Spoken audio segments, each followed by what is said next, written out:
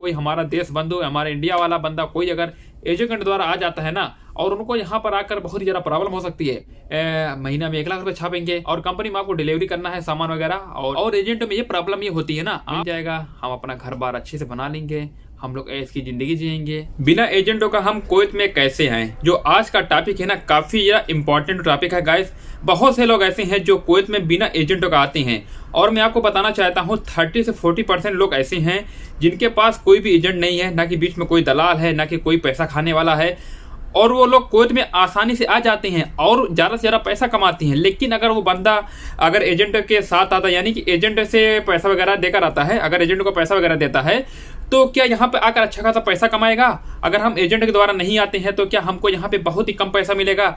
70 दिनार तनख्वाह मिलेगी, 60 दिनार तनख्वाह मिलेगी, क्या हम यहाँ पे पैसा नहीं कमा पाएंगे? तो आप बहुत से भाई लोग बोल रहे थे कि भाई हमारा एक एजेंट है, वो बोल रहा है कि हमको 1 लाख रुपया पर मंथ सैलरी दिलाएगा, और अगर हम एजेंट से नहीं जाएंगे क्या यहाँ पे हम पैसा कमा पाएंगे कि नहीं कमा पाएंगे? काफ़ी लोगों का ये सवाल रहता है कि भाई अगर हम लोग एजेंट के द्वारा जाएंगे तो एजेंट हमको क्या बोलता है ना, कि हम अगर कुवैत में जाएंगे हमको एजेंट इंडिया बता देगा कि आपका जो वीज़ा है अच्छा वीज़ा है, इसमें आपका सैलरी लिखा गया है 240 दिनार, प्लस आपका एकोमोडेशन है, पूरा आपका खाना पीना है, सब कुछ डिलीवरी वगैरह है, आपको पूरा इंडिया में बहला देता है, यानी कि फुसला देता है, आपको बहानेबाजी कर कर आपसे कैसे भी पैसा यानी कि ले लेता है। 50,000 रुपया, 60,000 रुपया, जो भी पैसा लेते हैं वाट एवर उसको छोड़ देते हैं। लेकिन आज का जो इम्पोर्टेंट जो वीडियो है आप लोगों के लिए, क्योंकि काफ़ी लोग के दिमाग में ये चलता रहता है कि भाई अगर हम लोग एजेंट के द्वारा जाएंगे तो हम काफ़ी ज़्यादा अच्छा पैसा कमाएंगे, अगर हम लोग एजेंट के द्वारा नहीं जाते हैं तो हमारा वहाँ पे कोई नहीं रहेगा, हम वहाँ पे जाएंगे एक लेबर की तरह काम करेंगे, फिर हमको वहाँ पे प्रॉब्लम होगी। तो मैं आपको बताना चाहता हूँ कि इसमें क्या सच्चाई है और आप लोग को ज़्यादा से ज़्यादा कितने पैसा मिलेगा, हमको एजेंट के द्वारा कुवैत में आना चाहिए कि नहीं आना चाहिए, अगर हम लोग एजेंट के द्वारा आते हैं हमको यहाँ पे क्या फ़ायदा होने वाला है, अगर मान लेते हैं अगर हम लोग यहाँ पे बिना एजेंटों का आते हैं तो क्या हमको यहाँ पे नुकसान होने वाला है, अगर मान लेते हैं अगर हम लोग एजेंट द्वारा नहीं आते हैं तो हमको क्या यहाँ पे अच्छा खासा सैलरी मिलने वाला है कि नहीं मिलने वाला है। तो आज की वीडियो काफ़ी ज़्यादा इंपॉर्टेंट होने वाली है, बहुत ही ज़्यादा महत्वपूर्ण होने वाली है। तो अब मैं आप लोग को एक रिक्वेस्ट करना चाहता हूं कि अगर आप लोग मेरे चैनल पे नहीं हो तो प्लीज़ सब्सक्राइब कर लेना, क्योंकि मैं हमेशा कुवैत से रिलेटेड और भी जानकारी वगैरह होती है, वीज़ा कैसे पाएं और कम से कम यानी कि उम्र में कुवैत कैसे आए। यानी कि मेरा कहने का इतना मकसद है ना, आप लोग क्या रहता है ना, high school, intermediate, graduation, BTech, ITI, polytechnic सब कुछ कर लेते हो, लेकिन क्या इंडिया में आप लोग को इतनी अच्छी जॉब मिलती है? नहीं मिलती। लेकिन वहीं पर जब दूसरा बंदा एक आता है ना हाई स्कूल पास करके, तो यहाँ पे अच्छा खासा या यहाँ पे ऑपरेशन के तौर पर काम करता है, सिस्टम उसको दे दिया जाता है। अभी मैं आपको बताना चाहता हूँ, हमारे इंडिया का एक बंदा आया, केरला का रहने वाला है, और हमारी कंपनी में काम करने के लिए आया है। भाई वो बीकॉम करके आया है, और कितनी सैलरी पा रहा है यहाँ पे? 300 दिनार सैलरी पा रहा है, और बोला कि मैं कोई भी एजेंट वगैरह द्वारा नहीं आया हूँ। अब बीकॉम का मतलब क्या होता है मैं आपको बताना चाहता हूँ। हाई स्कूल के बाद वो किया, जैसे कि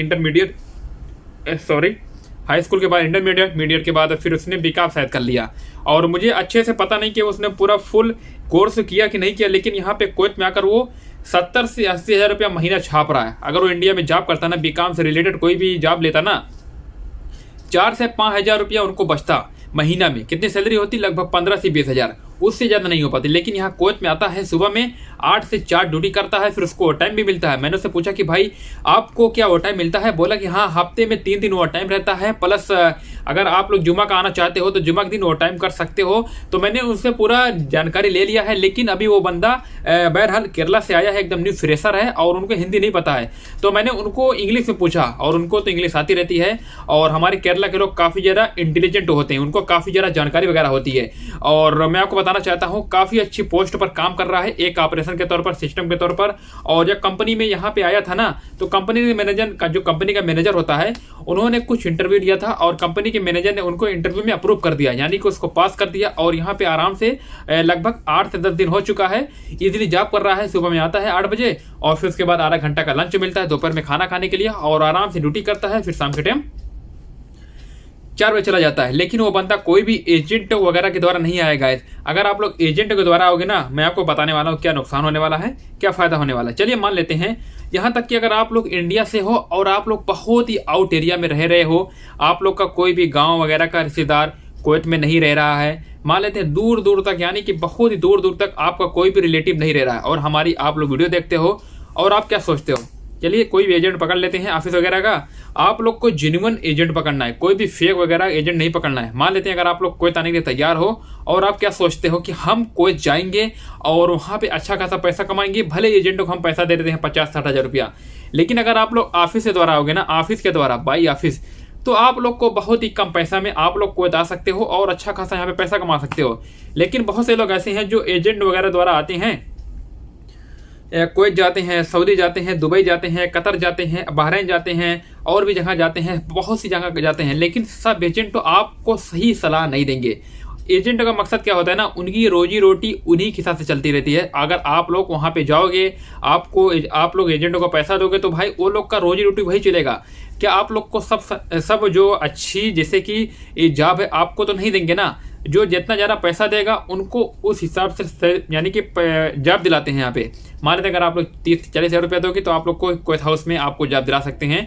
तो ये बात गलत है। यहाँ पे वीज़ा एकदम फ्री में निकलता है। आप लोग अगर कोई रिलेटिव रहता है ना, आप लोग एकदम यानी कि no fees, no commission, no कुछ, नो एजेंट, नो एनी बड़ी, कुछ भी नहीं। आप लोग आराम से यहाँ पर आकर अच्छा खासा पैसा कमा सकते हो। बस आप लोग का मेडिकल, पीसीसी, स्टंपिंग और भी जो आने जाने का खर्चा वगैरह होता है आप लोग उतने में यानी कि यहाँ पे 1-2 महीने की सैलरी में कवर कर सकते हो। लेकिन अगर वहीं पे हमारा कोई बेचारा बंदा, कोई हमारा देश बंधु, हमारे इंडिया वाला बंदा कोई अगर एजेंट द्वारा आ जाता है ना, और उनको यहाँ पर आकर बहुत ही ज़्यादा प्रॉब्लम हो सकती है।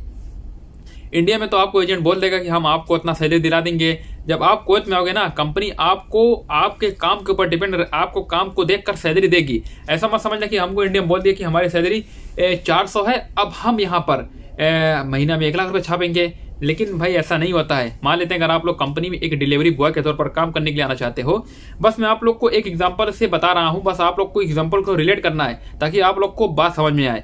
मान लेते हैं अगर आप लोग इंडिया में हो और आपको एजेंट क्या बोल दिया है, आपको ड्राइवरिंग आ रही है, हम आपको कंपनी में भेज रहे हैं, ठीक है, चलिए चलता है, यहाँ तक समझ आ रही है। और कंपनी में आपको डिलीवरी करना है सामान वगैरह, और डिलीवरी क्या करना है कंपनी में आपको जाने के बाद पता चलेगा। बहरहाल एजेंट आपको बोल देगा, आप लोग क्या बोलोगे, हाँ यार हम तो कर लेंगे, अब क्या करें। तो मेरी समझ में आ रहा है ना कि चलिए हम कुवैत चल देते हैं और एजेंट की बात मान लेते हैं। तो ठीक है, अच्छा तो हमारा एजेंट तो भाड़ा काफ़ी ज़्यादा है। और एजेंट में ये प्रॉब्लम ये होती है ना, आपको हमेशा पॉजिटिविटी बताएंगे, निगेटिविटी इसके बारे में कुछ बताएंगे नहीं। तो हमारा जो माइंड होता है ना, हमेशा पॉजिटिविटी की तरफ ध्यान देता है। और यहाँ की जो निगेटिविटी होती है, काम के बारे में निगेटिविटी, हो सकता है काम आपको ऐसा करना पड़े, आपको जीना दोबार कर दे, आपकी लाइफ एकदम ख़राब कर दे, आपको यानी कि काम करने का मन ही ना करे। तो आप लोग हमेशा क्या सोचते हो, हमको तो पैसा मिल जाएगा, हम अपना घर बार अच्छे से बना लेंगे, हम लोग ऐश की ज़िंदगी जिएंगे, कुवैत में हम घूमेंगे, मुर्गाब जाएंगे, फाइल जाएंगे, हर जगह जाएंगे। आप लोग ऐसे सोचोगे, लेकिन ये गलत है, सरासर गलत है गाइस। मैं आपको बताना चाहता हूँ, आप लोग को हिसाब से यहाँ पे आना है, सब सही समझ बूझ कर आना है। एक अंडरस्टैंडिंग लेवल पे आपको सोचना पड़ेगा कि हमको किस बंदे से जाना है कुवैत, यानी कि किस बंदे के द्वारा हमको कुवैत आना है। मान लेते हैं अगर आप लोग कोई भी दोस्त या रिलेटिव नहीं है तो आप लोग ऑफिस से द्वारा आ सकते हो, और काफ़ी अच्छी अच्छी ऑफिस हैं बम्बई, दिल्ली वगैरह में जो जेन्युइन ऑफिस है। मैं आपको बताना चाहता हूँ, आप लोग कोई भी जल्दबाजी कुवैत आने के लिए नहीं करनी है, क्योंकि यहाँ पे आने के बाद आपकी लाइफ हो सकता है ख़राब हो जाए, हो सकता है अच्छी भी हो जाए, ये भी हो सकता है ना। तो मैं वहाँ पे नहीं जा रहा हूँ, लेकिन 99% लोगों को यहाँ पे लाइफ एजेंट द्वारा काफ़ी ज़्यादा ख़राब हो जाती है, उनको फंसा देते हैं। तो चलिए बात कर लेते हैं, अगर आप लोग कुवैत में आना चाहते हो एक जेन्युइन तरीके से, एक आपका कोई रिलेटिव, दोस्त यार और कोई भी फैमिली मेम्बर रह रहा है, अगर आप लोग कुवैत में आते हो ना, तो आपको क्या फ़ायदा होने वाला, सबसे बड़ा फ़ायदा ये होगा, आपको वीज़ा फ्री मिलेगा, ना के बराबर पैसा लगेगा, नो फीस, नो कुछ भी। बस आपका पैसा क्या लगेगा, फ्लाइट का पैसा, पीसीसी का पैसा, स्टैंपिंग का पैसा और आने जाने का पैसा, खर्चा का पैसा। इंडिया में जितना इधर उधर घूमोगे और कुवैत आने के लिए उतना पैसा आपको लगेगा। लेकिन अगर आप लोग कुवैत आ जाओगे ना, आप लोग को 1 महीने के अंदर में पूरा सैलरी से आप लोग अपना खर्चा का यानी कि लोन जो हो रहेगा पे कर दोगे आराम से। उसके बाद अपना पैकेट मनी फुल करना, अपना जो खर्चा वगैरह है, अपना जो घर बार बनवाना है, आप लोग आराम से स्टार्ट कर सकते हो अपना काम। तो मेरा कहने का मकसद है, मैं जाते जाते आप लोग को बताना चाहता हूँ कि आप लोग को कभी भी एजेंट वगैरह द्वारा नहीं आना है। और काफ़ी लोग बोलते हैं भाई हम एजेंट द्वारा आए हैं, यहाँ पे काफ़ी अच्छा पैसा कमा रहे हैं। भाई लाइफ में तो 100% लोग सही नहीं होते हैं, 1% अगर कोई सही कर रहा है, यानी कि क्या सब सही हो जाएंगे? नहीं सही होंगे। हो सकता है कुछ ऐसे एजेंट हैं जो सही कर रहे हैं, मैं सभी की नहीं बात कर रहा हूँ। कुछ लोग ऐसे भी हैं जो अच्छे तरीके से, एक अच्छे प्रोसीजर तरीके से आपको कुवैत लाने का काम अच्छे से कर रहे हैं, यानी कि कुवैत भेजवाने का काम अच्छे से कर रहे हैं कम से कम पैसे में। दुनिया में सब लोग खराब नहीं होते हैं, सब लोग अच्छे नहीं होते हैं, आपको ये समझना पड़ेगा। और कैसे समझोगे? आप लोग वहाँ पर जाकर देखिए कौन सा बंदा कितने पैसे में गया है, किस तरीके से वहाँ पर जॉब कर रहा है, और आपको अच्छे से डिटेल उसकी निकालनी है। तब आप लोग को कुवैत में आने के लिए उसके पास जाना है, फिर उसके बाद अपना पासपोर्ट की कॉपी वगैरह देनी है, उसके बाद आप बात को आगे बढ़ाना है। तो गाइस चलिए आज वीडियो को यहीं पे खत्म करते हैं।